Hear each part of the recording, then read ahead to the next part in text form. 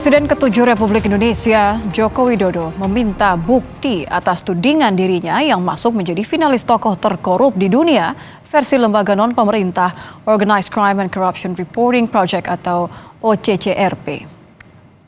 Jokowi menyebut banyak kendaraan yang bisa digunakan sebagai sarana framing jahat.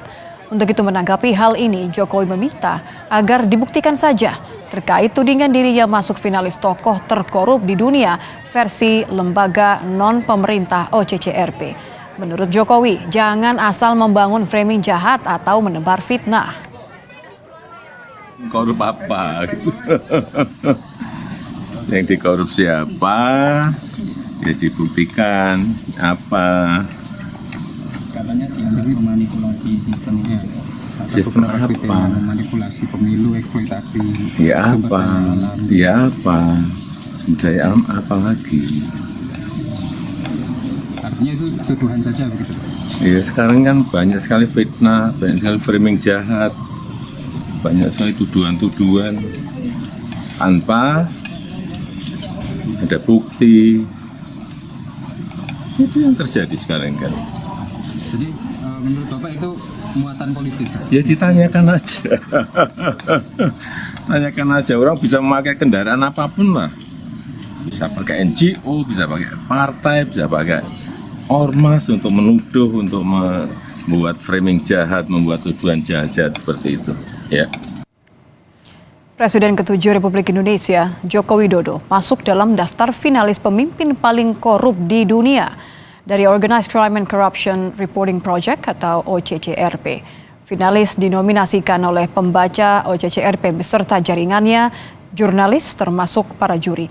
Nama Jokowi masuk bersama Presiden Kenya, William Ruto, Presiden Nigeria, Bola Ahmed Tinubu. Presiden Kenya menjadi tokoh paling korup yang dipilih responden. Sementara Presiden Suriah yang baru saja digulingkan, Bashar al-Assad, menjadi tokoh paling mendatangkan malapetaka melalui kejahatan terorganisir dan korupsi di tahun 2024. Ada NGO internasional yang menyebut Jokowi salah satu dari tokoh terkorup di dunia gitu. Ada tanggapan? Ya terkorup apa? Yang dikorup siapa? Ya dibuktikan apa? Katanya dianggap memanipulasi sistemnya. Sistem apa? Memanipulasi pemilu, eksploitasi. Ya apa? Ya apa? Sumber daya alam apa lagi? Artinya itu tuduhan saja begitu. Ya sekarang kan banyak sekali fitnah, banyak sekali framing jahat, banyak sekali tuduhan-tuduhan tanpa ada bukti. Itu yang terjadi sekarang kan. Jadi menurut Bapak itu muatan politis? Ya ditanyakan aja. Tanyakan aja, orang bisa memakai kendaraan apapun lah.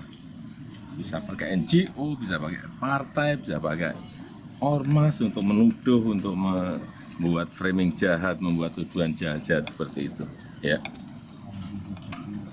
Kita ke sorotan lain, Saudara. Ketua Umum Jokowi Mania, Immanuel Ebenezer, mempertanyakan kredibilitas organisasi OCCRP atau Organized Crime and Corruption Reporting.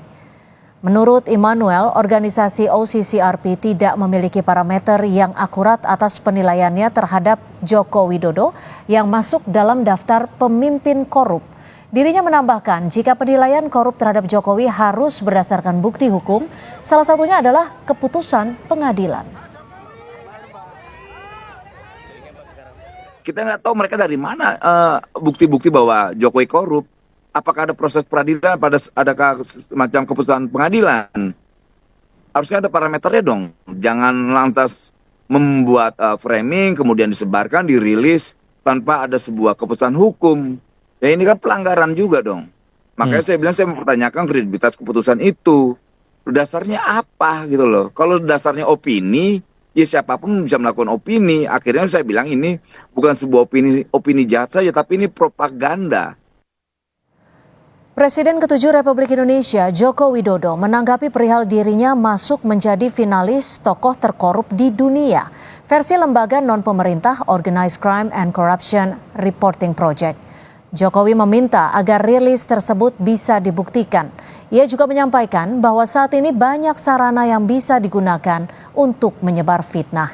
Joko Widodo menjadi 1 dari 5 finalis tokoh pemimpin yang paling korup, di mana parameternya dinilai dari pelanggaran HAM dan memanipulasi pemilu.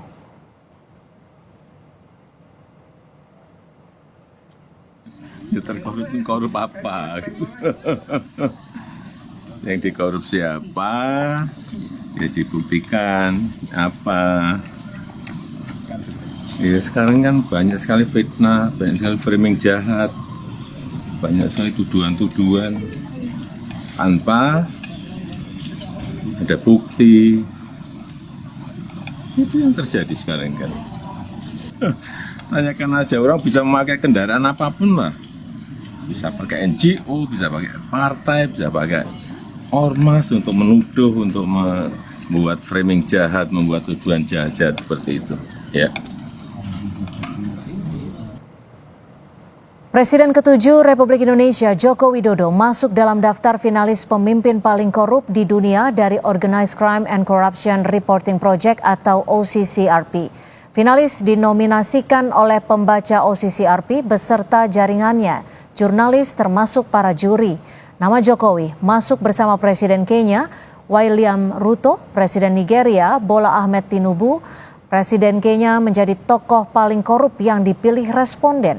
Sementara itu, Presiden Suriah yang baru saja digulingkan Bashar al-Assad menjadi tokoh paling mendatangkan malapetaka melalui kejahatan terorganisir dan korupsi di tahun 2024. Melalui situs resminya, Organized Crime and Corruption Reporting atau OCCRP merupakan salah satu organisasi jurnalisme investigasi terbesar di dunia. Mereka berpusat di Amsterdam, Belanda dan memiliki staf di 6 benua. Organisasi yang dibentuk sejak 2007 ini bertujuan untuk mengungkap kejahatan dan korupsi yang sering kali luput dari media arus utama. OCCRP melaporkan isu-isu kompleks seperti perang, perubahan iklim, kesenjangan, dan ancaman demokrasi, di mana semua kasus investigasi mereka sering dipicu oleh kejahatan dan korupsi.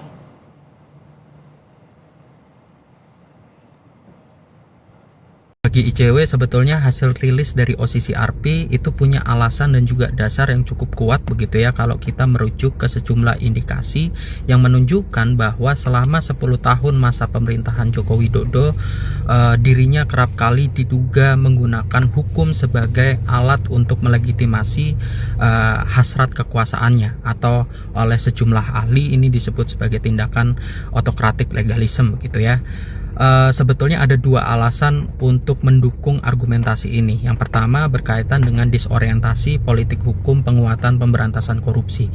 Kita tahu bahwa pelemahan terhadap KPK secara institusional, baik itu melalui revisi undang-undang maupun pemilihan pimpinannya yang bermasalah, juga tentu tidak bisa dilepaskan dari campur tangan Jokowi sebagai presiden.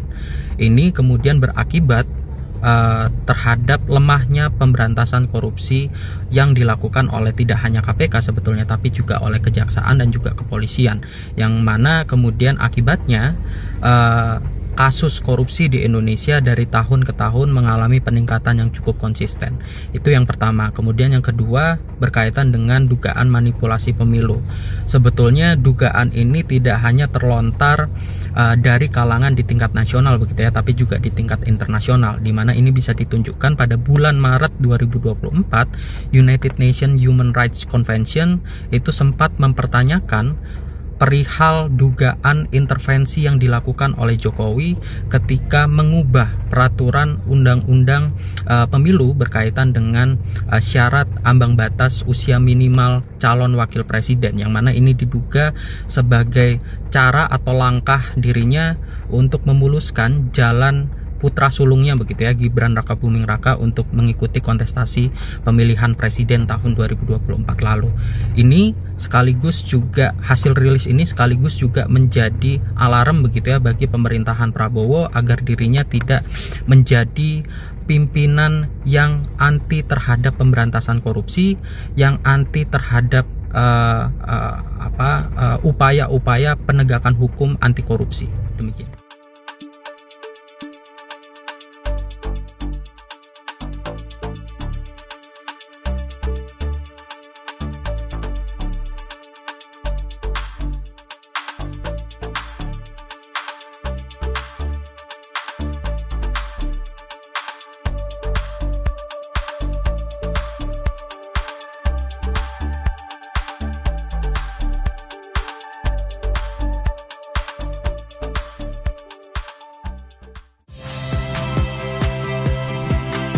Saya Radi Saputro.